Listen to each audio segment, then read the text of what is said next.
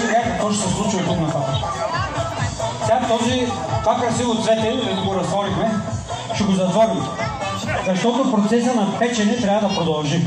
За да стане красива творбата, трябва да продължим да я печем. Но вие наистина бяхте тук, присъствахте, имахте редкия шанс да видите нещо уникално. Надявам се, че този миг ще го съхраните и ще го запазите за винаги с вас и ще го разкажете на вашите приятели. От мен толкова.